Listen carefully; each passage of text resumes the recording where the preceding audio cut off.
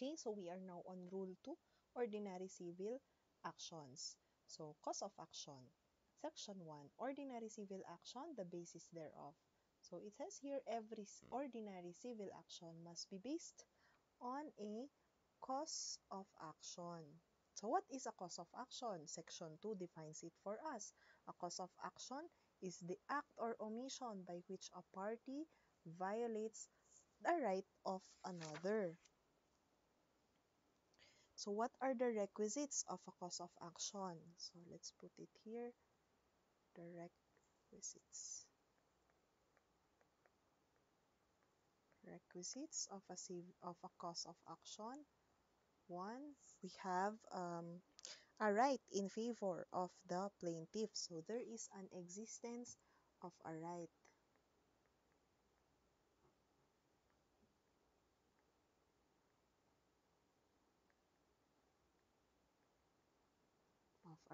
Two, an obligation on the part of the defendant to respect and not violate such right. So obligation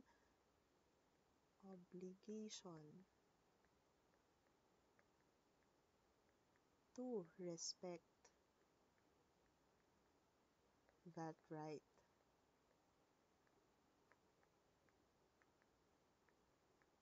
Right. And three, that an act or omission on the part of the defendant constitutes a violation on the plaintiff's right. So there is a violation of that right.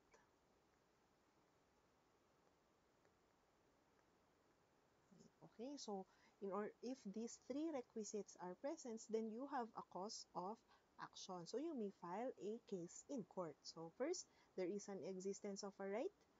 There is an obligation on the part of the defendant to respect that right, and the defendant violates that right. So we have the concept of one suit for a single cause. This is under Section 3. Okay, that a party may not institute more than one suit for a single cause of action.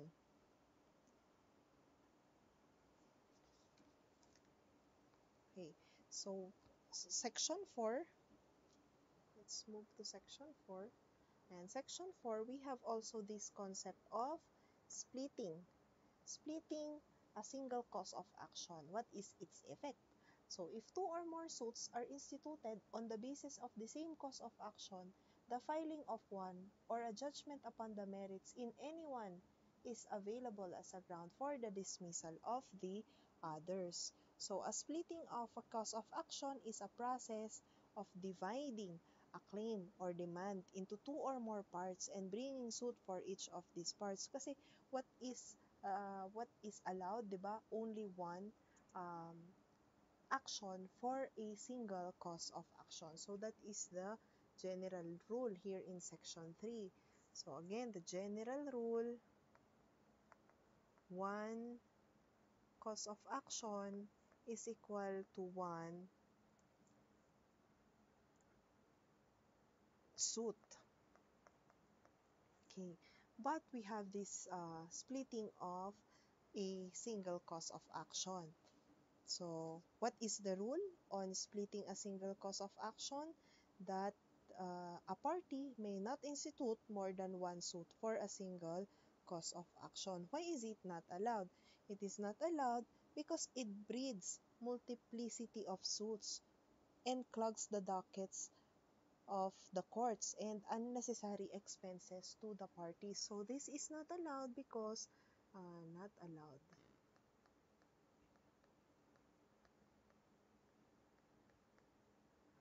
Because it makes duplicitous action. Duplicitous. Ayan. It clogs the dockets and it promotes unnecessary expenses.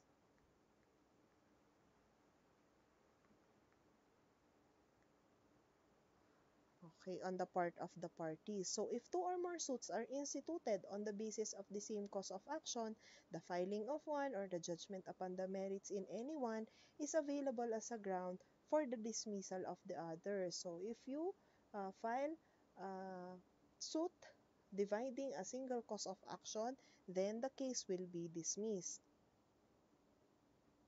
So it may be a ground of dismissal under litis pendentia because there is an action still pending, or res judicata because there is already a judgment in one case that has already become final. Okay, so what determines the singleness of a cause of action? In an action ex delito, di ba? Ex delito is that civil action deemed instituted with the criminal action. So the singleness of a cause of action lies in the singleness of the delict or wrong. So one wrong, one delict, one cause of action, violating the right of another person. If, however, only one injury results from several wrongful acts, only one cause of action arises. Pag ex contractu, so ex contractu is those civil action arising from a contract. Remember in civil code, we have five modes and of civil action. Where civil action arise, 'di ba? Law, contracts, quasi contracts, delicts, delicts, and quasi-delict. So, ito yung kanina yung sinasabi ko na from ex-delicto. So, one injury results from several wrongful acts, only one cause of action arises. So, dito sa contracts, in ex contractu, the rule is for a single and indivisible contract, only one cause of action arises from a single breach or several breaches. If the contract is providing for several obligations, o marami namang obligations sa isang kontrata na yon, the obligation is not performed, each obligation not performed gives rise to a single cause of action. So kung sa kontrata nyo ang dami niyang obligation, each of that obligation will constitute one single cause of action. But if upon the filing of the complaint, several obligations have already matured, then all of them shall be considered as integrated into a single cause of action. Okay, example. Each mortgaged his land to Y to secure the payment of a loan in the sum of 1 million. When the debt became due, X failed to pay despite repeated demands. So Y instituted an action for the payment of the sum of 1 million pesos. Yun yung utang sa kanya. During the pendency of the action for collection, Y filed in an action to foreclose the mortgage. Okay, so if you were X, what would you do? Okay. So, kung ikaw si X, you should move to dismiss the action to foreclose on the ground of litis pendentia kasi meron pang isang case. Di ba nag-file pa siya ng collection for sum of money amounting to 1 million pesos because Y only had a single cause of action and he cannot split it into two or more parts and bring suit for each part. So if the when the mortgagee sues for collection, okay, si Y ito, nagsue na siya for collection, he thereby abandons the mortgage. So mamili ka lang, either you sue for the foreclosure of the mortgage or collect for a sum of money amounting to 1 million pesos. Kasi nga, you only have a single cause of action. Okay, where the debt is secured by mortgage and the debtor defaults in the payment of his debt, the mortgagee has a choice of one of two remedies, but he cannot have both. And he may either foreclose the mortgage or file an ordinary action to collect the debt. Although he has two choices of remedies, he has only one cause of action, which is the non-payment of the debt. Ano yung cause of action niya? Non-payment of debt ni X. Okay, so ang pwede niyang i-file, foreclose or collection of sum of money. Mamimili lang siya. Okay, so let's move on to the joinder of causes of action that's under Section 5. So a party in one pleading assert in the alternative or otherwise as many causes of action as he may have against an opposing party subject to the following conditions. And what are the conditions? A party joining the cause of action shall comply with the rules on joinder of parties. The joinder shall not include special civil action or actions governed by special rules where the cause of action are between the same parties, o same parties naman, but pertain to different venues or jurisdiction. The joinder may be allowed in the RTC, provided one of these causes of action falls within the jurisdiction of the RTC and venue lies therein. Okay. Fourth rule is where the claims in all causes of action are principally for recovery of money, then the aggregate amount. Aggregate amount shall be the test of jurisdiction. Kung lahat ng cause of action mo is payment for a debt na ilang beses siya umutang sa'yo, may 1 million, tapos after 2 months, may 500,000, and then after 6 months, 1 million ulit. So, if your cause of action is principally for the recovery of all that debts, all that money, then pwede mong pagsamahin yan, no? Sa isang uh, case, and the aggregate amount shall determine the jurisdiction. Why is that important, no? Yung aggregate amount kasi jurisdiction of courts depends on the amount. Okay, so for the MTC, less than 2 million, and for the RTC, more than 2 million. 2,000,001 peso. Ayan. So, kung yung example ko kanina, 1,500,000 and 1 million again, so that's 2.5 million. So, the court who has jurisdiction now is the RTC. So, yun yung aggregate amount. Okay. But we have to remember that this joinder of cause of action is only permissive. Permissive. Okay.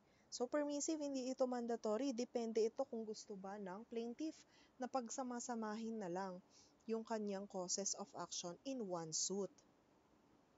Okay. So, a joinder of causes of action is the uniting of two or more demands or rights of action in one complaint. So, a cause of action may be single although the plaintiff seeks a variety of remedies. The mere fact that the plaintiff prays for multiple reliefs does not indicate that he has stated more than one cause of action. The prayer may be an aid in interpreting the petition and in determining whether or not more than one cause of action is pleaded. If the allegations of the complaint show one primary right and one wrong, only one cause of action is alleged even though the other matters are incidentally involved, and although different acts, methods, elements, injury, items of claims, or theories of recovery are set forth. Ito, example. X owed Y 2.8 million based on a promissory note dated July 16, 2021, and another 500,000 based on promissory note dated September of the same year. Both debts are now due. Okay. So, is Y obliged to file two separate complaints against X, one for collection of the 2.8 and another for the collection of 500? Obliged daw, yun yung tanong. Of course not, kasi sabi ko nga kanina, ang joinder of causes of action is only permissive. So, no, he cannot be obliged to file two separate complaints. Since Y claims in both causes of action are recovery of money, he may join his cause of action in a single complaint, in which case he will have to file it with the RTC kasi 2.8 plus 500,000. Ilan yun? 2.8, 9, 10, 11, 12, 8, 9, 10, 11, 2.8, 3.3 million. Ang hirap ng math, no? 3.3 million.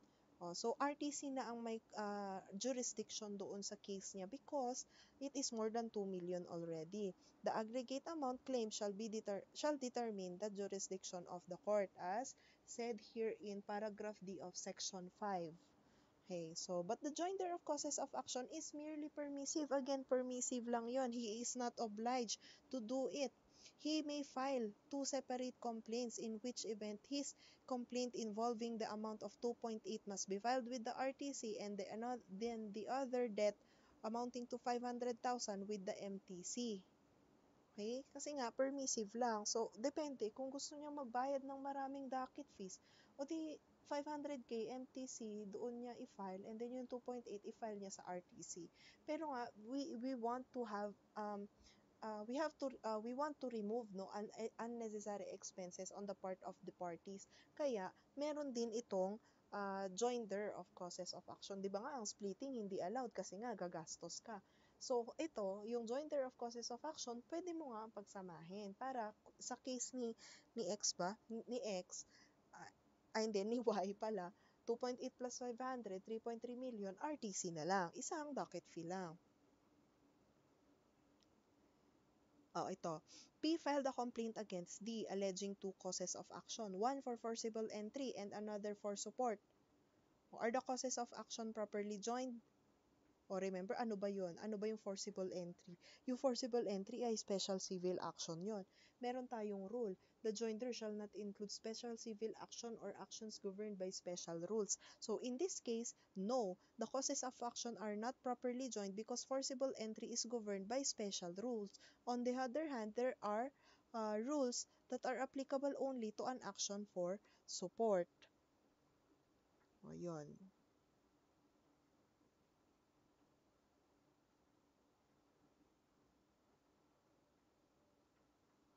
Yan. Basta pag may special civil action, hindi pwedeng i-join.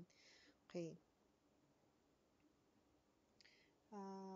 Okay. Section 6, let's move on. Last section under Rule 2. Section 6 is the misjoinder of causes of action.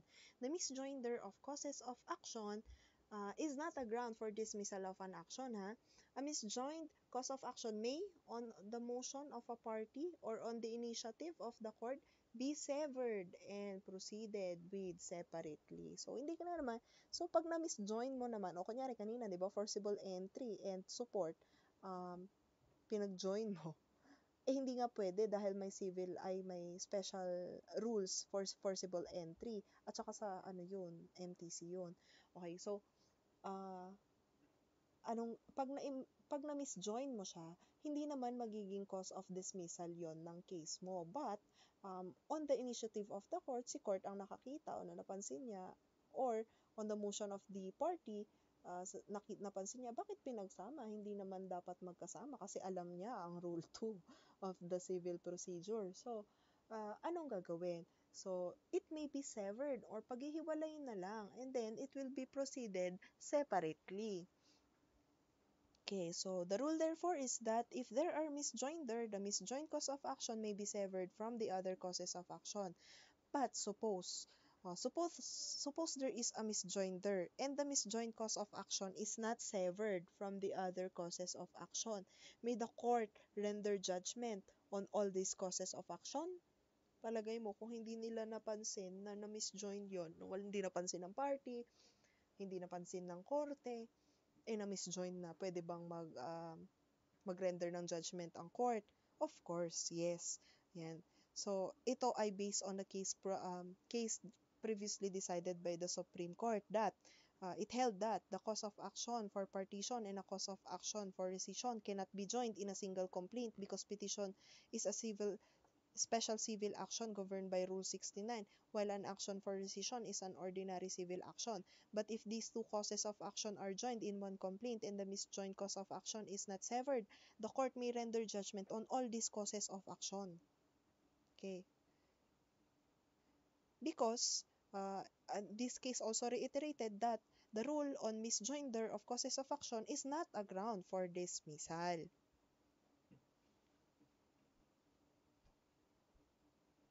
Yun.